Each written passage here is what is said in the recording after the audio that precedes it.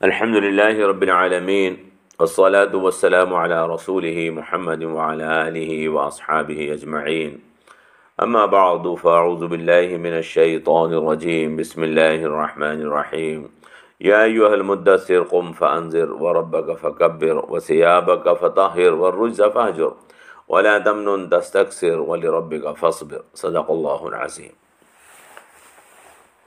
عزیزان ملت اسلامیہ اور عزیز بہنوں، گزشتہ درس میں ہم نے آپ کو بتایا تھا کہ حضور اکرم صلی اللہ تعالی علیہ وسلم پر یہ آیات نازل ہوئیں۔ بخاری اور مسلم کی کئی روایات میں یہ بات آئی ہے کہ سب سے پہلی وحی جو نازل ہوئی وہ یہی آیات تھیں، لیکن اور دوسری حدیثوں میں یہ بات بتائی گئی ہے کہ حضور اکرم صلی اللہ تعالی علیہ وسلم پر سب سے پہلی وحی اقرأ بسم ربک الذی خلق خلق الانسان من علق اقرأ وربک الاکرم الذی علم بالقلم علم الانسان ما لم یعلم نازل ہوئی، اور امت کا اسی پر اجماع ہے۔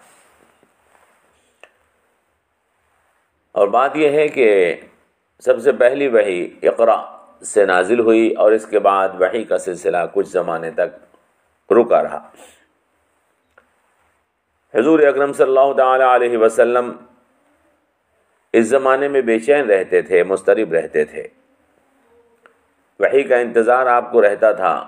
دراصل وحی ایک بھاری ذمہ داری ہے جس کا تحمل کرنا آسان نہیں ہوتا۔ حضور اکرم صلی اللہ تعالی علیہ وسلم کو وحی کی بھاری ذمہ داری کے لیے، تاکہ آپ وحی کی ذمہ داری کو سنبھال سکیں، اس کے لیے کچھ زمانے تیاری کا موقع دیا گیا تاکہ آپ کی طبیعت اس کو قبول کرنے کے لائق ہو جائے۔ حدیثوں میں اللہ کے رسول صلی اللہ تعالی علیہ وسلم کے اوپر وحی کا سلسلہ رکنے کا بیان ہے۔ امام زہری نے بیان فرمایا ہے کہ ایک مدت تک رسول اکرم صلی اللہ تعالی علیہ وسلم پر وحی کا سلسلہ بند رہا۔ اس زمانے میں آپ پر شدید غم کی کیفیت طاری ہو جاتی تھی۔ بعض اوقات آپ پہاڑوں کی چوٹیوں پر چڑھ کر اپنے آپ کو گرانے پر آمادہ ہوتے، لیکن اچانک حضرت جبرائیل علیہ السلام نمودار ہوتے اور کہتے ہیں کہ آپ اللہ کے نبی ہیں، آپ پر وحی آئے گی۔ تو آپ کی کیفیت میں کچھ تسلی پیدا ہو جاتی، اطمینان ہو جاتا۔ حضور اکرم صلی اللہ تعالی علیہ وسلم کے اوپر وحی رکنے کا یہ زمانہ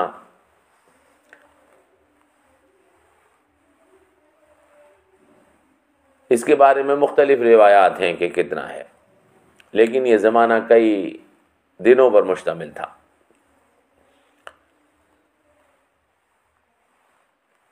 حضور صلی اللہ تعالی علیہ وسلم اس زمانے میں عموماً آسمان کی طرف دیکھتے،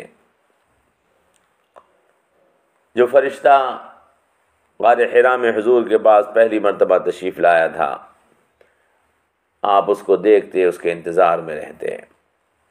ایک دن ایسے ہی اللہ کے رسول آسمانوں کی طرف دیکھ رہے تھے اور وحی کے منتظر تھے، تو اچانک ایک کرسی کے اوپر بیٹھا ہوا وہی فرشتہ نمودار ہوا۔ حضور صلی اللہ تعالی علیہ وسلم کے اوپر اچانک اس کے نمودار ہونے سے ایک کیفیت طاری ہوئی جس کو خوف کی کیفیت بھی کہا جا سکتا ہے۔ حضور اس کے بعد واپس گھر تشریف لے آئے اور کہا کہ مجھے چادر اڑاؤ، مجھے کمبل اڑاؤ۔ اسی وقت اللہ تبارک و تعالی نے ان آیات کو حضور اکرم صلی اللہ تعالی علیہ وسلم پر نازل فرمایا، یا ایھا المدثر قم فانذر وربک فکبر، اے چادر میں لپٹے ہوئے، کمبل میں لپٹے ہوئے کھڑے ہو جائیے اور ڈرائیے اور اپنے رب کو، اس کی بڑائی کو بیان کیجیے۔ اپنے کپڑوں کو صاف رکھیے اور گندگی سے دور رہیے، اور آپ احسان نہ کیا کریے اس لیے تاکہ زیادہ حاصل کریں، احسان نہ کیا کیجیے اس لیے تاکہ آپ زیادہ حاصل کریں، اور اپنے رب کی خاطر صبر کیجیے۔ وَرَبَّكَ فَكَبِّرْ وَثِيَابَكَ فَطَهِّرْ وَالرُّجْزَ فَاهْجُرْ وَلَا تَمْنُنْ تَسْتَكْثِرْ وَلِرَبِّكَ فَاصْبِرْ۔ یہ آیات حضور اکرم صلی اللہ تعالیٰ علیہ وسلم پر نازل ہوئیں۔ ان آیات پر غور کرنے سے یہ چیز معلوم ہوتی ہے، اس کا مفہوم نہایت وسیع ہے۔ سب سے پہلے حضور کو یا ایھا المدثر کہا گیا ہے، یا ایھا الرسول یا ایھا النبی نہیں کہا گیا ہے۔ یا ایھا المدثر کہہ کر مخاطب کیوں کیا گیا؟ اس لیے کہ اس وقت جناب رسول اکرم صلی اللہ تعالی علیہ وسلم چادر میں لپٹے ہوئے تھے، کمبل اوڑھے ہوئے لیٹے تھے، تاکہ یہ مطلب معلوم ہو جائے کہ آپ پیغمبر ہیں، آپ اللہ کے رسول ہیں، آپ کے اوپر ایک بھاری ذمہ داری ہے، آپ کو ایک بھاری ذمہ داری کے لیے کھڑا ہونا ہے، جس کے لیے آپ کے اندر حوصلہ اور ہمت بھرپور ہونی چاہیے۔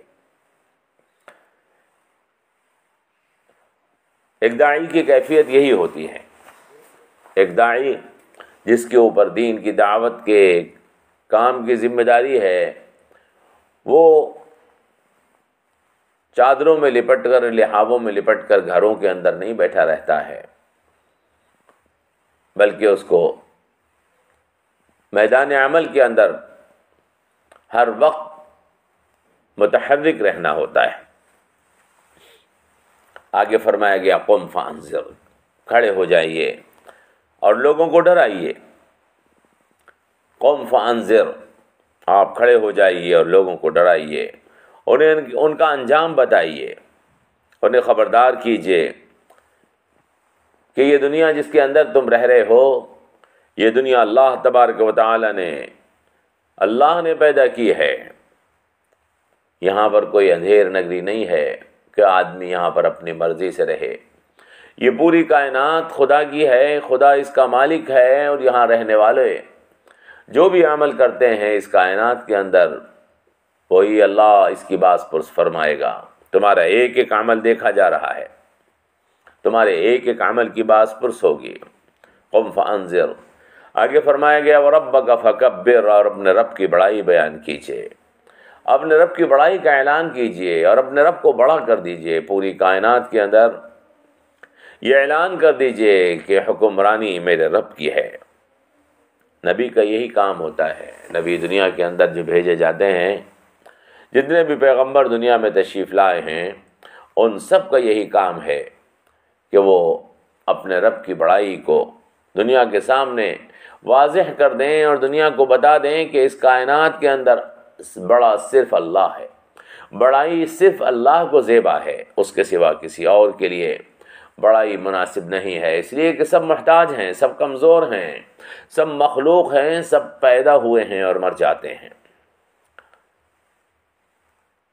اسی چیز کو بیان کرنے کے لیے پیغمبر دنیا میں تشریف لاتے ہیں۔ جناب رسول اکرم صلی اللہ تعالی علیہ وسلم کو بھی منصب نبوت کے اوپر اسی لیے فائز کیا گیا تھا کہ آپ اللہ کی کبریائی اور اللہ کی بڑائی کو اس کائنات کے سامنے بالکل واضح فرما دیں۔ چنانچہ آپ دیکھتے ہیں کہ اسلام کے اندر سب سے زیادہ اہمیت کلمہ اللہ اکبر کو ہے۔ اللہ اکبر، اللہ وہی سب سے بڑا ہے۔ اللہ اکبر، اذانیں دلائی جاتی ہیں، اللہ اکبر، اللہ اکبر۔ اللہ کی کبریائی کا اعلان ہوتا ہے، لا الہ الا اللہ، اس کے سوا کوئی الہ نہیں ہے۔ بآواز بلند دنیا میں اعلان کیا جاتا ہے، ہمہ وقت دن میں کم از کم 5 مرتبہ اس اعلان کو بآواز بلند دنیا کے ہر شہر کے اندر پکارا جاتا ہے کہ اللہ صرف وہی بڑا ہے، صرف کبریائی اور بڑائی اسی کو زیبا ہے، اس کے سوا کسی اور کے لیے کبریائی مناسب نہیں ہے۔ حدیث پاک میں اللہ کے رسول نے ارشاد فرمایا کہ اللہ ارشاد فرماتا ہے کہ بڑائی میری چادر ہے اور میرے سوا کسی کو زیبا نہیں ہے۔ مسلمان ہر وقت نماز میں بھی تکبیر کہتے ہیں، نیت باندھتے ہیں ہم اللہ اکبر، رکوع میں جاتے ہیں اللہ اکبر، سجدے میں جاتے ہیں اللہ اکبر، سجدے سے اٹھتے ہیں اللہ اکبر۔ بار بار نماز جو اہم العبادات ہے اس کے اندر بھی اللہ تبارک و تعالیٰ کی کبریائی کا بار بار اعلان ہے۔ جانور ذبح کرتے ہیں، بسم اللہ اللہ اکبر۔ عید الاضحیٰ کا موقع آتا ہے، اللہ اکبر لا الہ الا اللہ واللہ اکبر وللہ الحمد۔ حج کا عمل پورا کیا جاتا ہے، اللہ اکبر، نعرہ تکبیر کی صدائیں ہر طرف بلند ہوتی ہیں۔ شیطان کو پتھر مارتے ہیں، رمی جمرات کرتے ہیں، اللہ اکبر، کسی بلندی کے اوپر چڑھتے ہیں، اللہ اکبر۔ ہر جگہ مسلمانوں کو یہ سکھایا گیا ہے۔ نعرہ تکبیر آج مسلمانوں کی ساری دنیا کے اندر پہچان بنی ہوئی ہے۔ نعرہ تکبیر ایک خوف اور ایک دہشت کفر کے اوپر اس نعرے کی طاری ہے، یہ اسلام کی پہچان ہے۔ اسی لیے کہ مسلمانوں کا یہ امتیازی رتبہ ہے، امتیازی مقام ہے، بلکہ مسلمانوں کا امتیازی پہچان ہے کہ یہ اللہ کی کبریائی کا ہر وقت اعلان کرتے ہیں۔ قم فانذر وربک فکبر، کھڑے ہو جائیے اور ڈرائیے اور اپنے رب کی بڑائی کو بیان کر دیجیے۔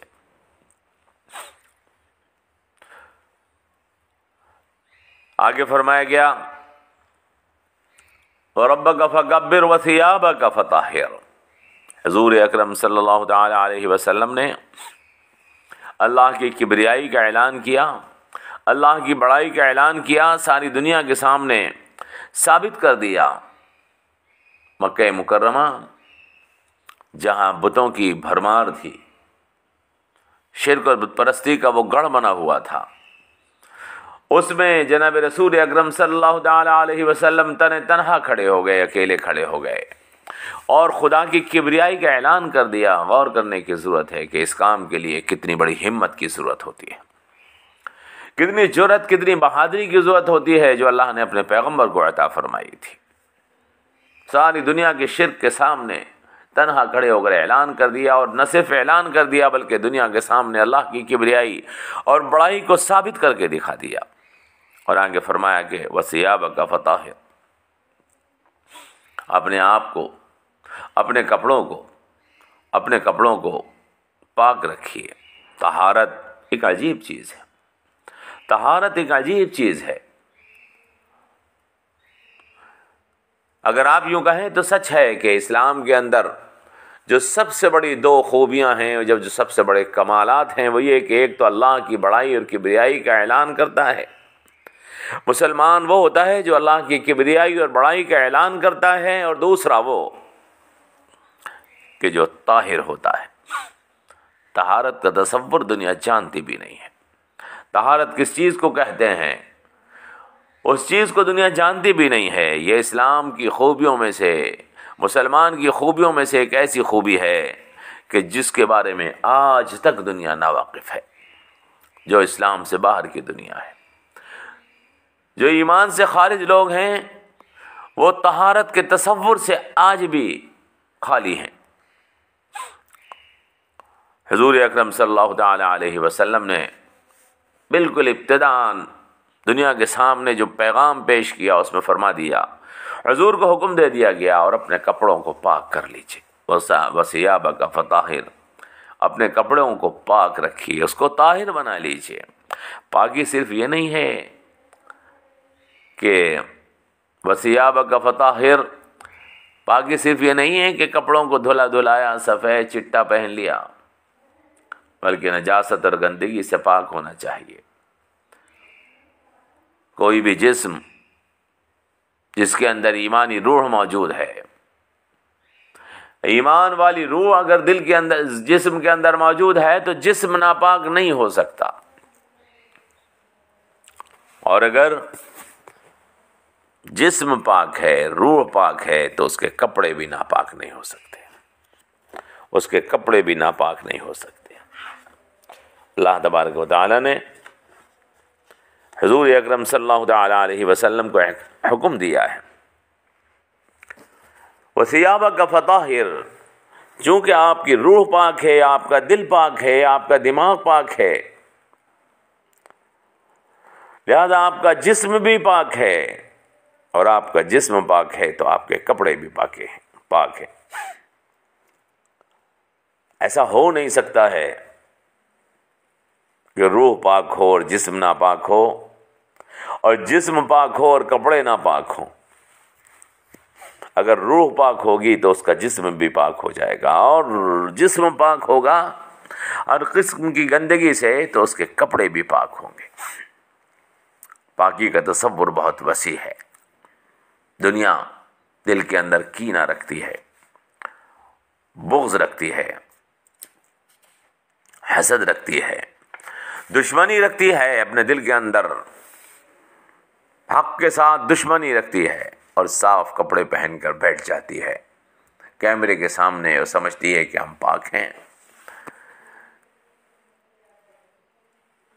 جو آدمی جس کے خیالات پاک نہ ہوں، جس کے تصورات پاک نہ ہوں، جس کے عزائم پاک نہ ہوں، جس کا دل پاک نہ ہو، جس دل کے اندر لوگوں کے خلاف نفرت موجود ہو، جس دل کے اندر بے ایمانی موجود ہو، دغابازی اور دھوکہ موجود ہو، فریب موجود ہو، وہ جسم پاک ہو ایسا نہیں ہو سکتا۔ اور اس کے کپڑے چاہے وہ ڈرائی کلین کیے ہوئے کتنے بھی چٹے کپڑے ہوں، وہ چٹے کپڑے پہننے سے وہ جسم پاک نہیں ہوگا جس کے دل کے اندر، جس میں گندا دل موجود ہے۔ وَثِيَابَكَ فَطَهِّرْ کے لفظ سے یہ بتا دیا گیا، وَالرُّجْزَ فَاهْجُرْ کے لفظ سے یہ بتا دیا گیا، گندگی سے دور رہیے۔ وہ گندگی کیسی بھی گندگی ہو، چاہے وہ خیالات کی گندگی ہو، تصورات کی گندگی ہو، عقائد کی گندگی ہو، چاہے وہ جسم کی گندگی ہو، پیشاب پخانہ شراب خون ہو، جسم پر نہ لگا ہو، کپڑوں پر نہ لگا ہو، چاہے وہ فحاشی اور عریانیت کی گندگی ہو۔ وَثِيَابَكَ فَطَهِّرْ وَالرُّجْزَ فَاهْجُرْ، اپنے کپڑوں کو پاک کر لیجئے اور گندگی سے دور رہیے۔ آج دنیا فیشن کے نام پر عریانیت اور فحاشی میں مبتلا ہے۔ کیا عریانیت اور فحاشی گندگی نہیں ہے؟ عریانیت اور فحاشی بھی گندگی ہے، وہ بھی نجاست ہے۔ ان آیات کے معنی پر جتنا زیادہ آپ غور کریں گے، جتنا زیادہ آپ غور کریں گے، عربی زبان کے اندر کہا جاتا ہے زید طاہر الثیاب وزید طاہر الذیل، زید اس کے کپڑے پاک ہیں اور اس کا پاجامہ پاک ہے، اس کا تہبند پاک ہے۔ اس کا مطلب کیا ہوتا ہے کہ اس کا کردار پاک ہے، اس کا کردار پاک ہے۔ اگر کسی کی آنکھ پاک نہ ہو، اگر کسی کی زبان پاک نہ ہو، اگر کسی کا کردار پاک نہ ہو، وہ غیر محرموں پر گندگی اور ناپاکی کی نظر ڈالتا ہو، اس کے سفید کپڑے اس کو پاک نہیں بنا سکتے۔ اگر کوئی قوموں کے اوپر حملہ کرنے کی پلاننگ بنا رہا ہو، اگر کوئی اپنے بھائی کے خلاف سازش کی تیاریاں کر رہا ہو، لوگوں کے درمیان میں جھوٹ بول کر فریب پھیلا رہا ہو، وہ پاک نہیں ہو سکتا۔ وَثِيَابَكَ فَطَهِّرْ وَالرُّجْزَ فَاهْجُرْ، اپنے کپڑوں کو پاک کر لیجئے اور گندگی سے دور رہیے۔ گندگی سے مراد ہر قسم کی گندگی ہے، عقائد کی گندگی، خیالات کی گندگی، بد اخلاقیوں کی گندگی، اعمال کی گندگی، جسم اور لباس اور رہن سہن کی گندگی، خون پیشاب، شراب اور پاخانے کی گندگی۔ اس کے اندر کون سی گندگی زیادہ گندی ہے یہ ایک الگ بحث ہے، لیکن یہ تمام گندگیاں ہیں۔ کچھ گندگیاں ایسی ہوتی ہیں جو نظر آتی ہیں اور کچھ گندگیاں ایسی ہوتی ہیں نظر نہیں آتی۔ ہمارے گرد و پیش کے اندر، معاشرے کے اندر جو گندگیاں پھیلی ہوئی ہیں وہ ہمیں نظر آ رہی ہیں، لیکن لوگوں کے دلوں کے اندر جو گندگی چھپی ہوئی ہے وہ نظر نہیں آ رہی ہے۔ حالانکہ وہ گندگی جو لوگ دل میں چھپائے پھرتے ہیں وہ زیادہ نقصان دہ اور مضر ہوتی ہے۔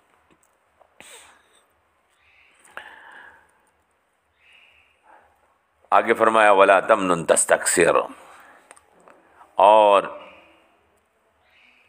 احسان جتانے کے لیے، زیادہ کرنے کے لیے احسان مت کیجیے، اور زیادہ کرنے کے لیے احسان مت کیجیے۔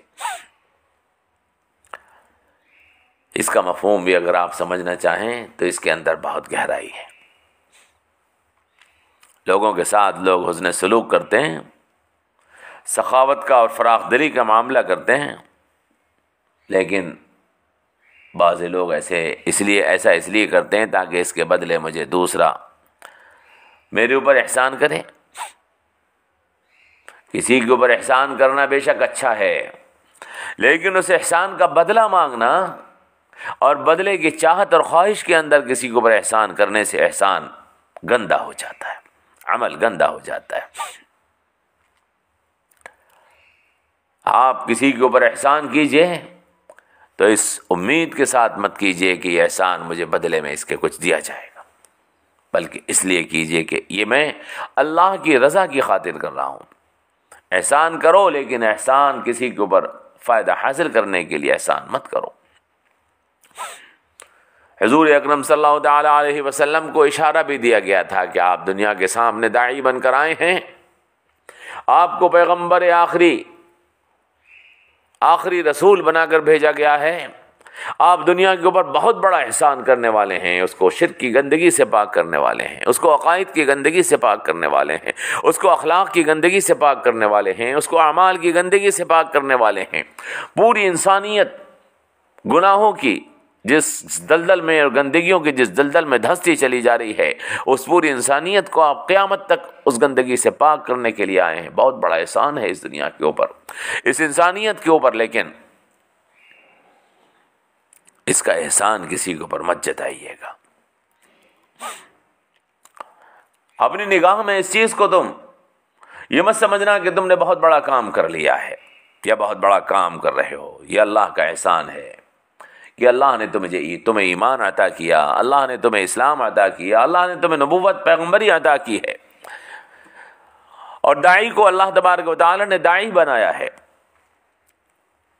وَلَا تَمْنُن تَسْتَكْثِرْ، لیکن یہ کام آسان نہیں ہے۔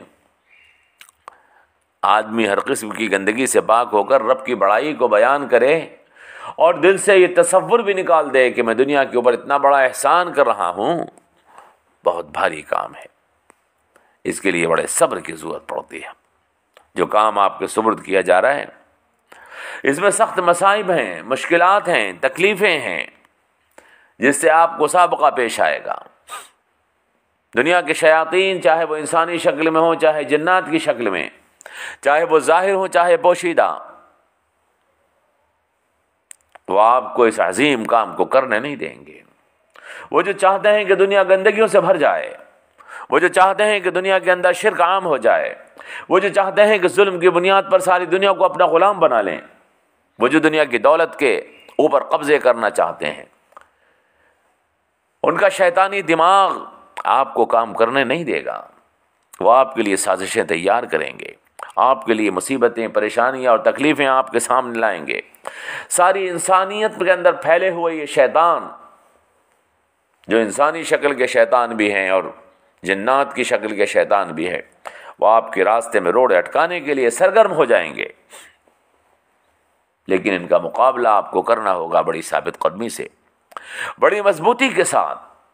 وَلِرَبِّكَ فَاصْبِرْ، اور صبر کرتے رہیے گا صرف اپنے پروردگار کے لیے، اور صبر کیجیے گا صرف اپنے پروردگار کے لیے۔ عزیزو، یہ ہے وہ اللہ تبارک و تعالیٰ کی طرف سے نازل کی ہوئی وحی جو جناب رسول اکرم صلی اللہ تعالی علیہ وسلم پر بالکل ابتداءً نازل کر دی گئی۔ یا ایھا المدثر، چادر میں لپٹے ہوئے کھڑے ہو جائیے اور ڈرائیے۔ وَرَبَّكَ فَكَبِّرْ، اور اپنے رب کی بڑائی کو بیان کر دیجئے، رب کی بڑائی کا اعلان کر دیجئے، اپنے رب کے نام کو ساری دنیا کے اندر بڑا بنا دیجئے۔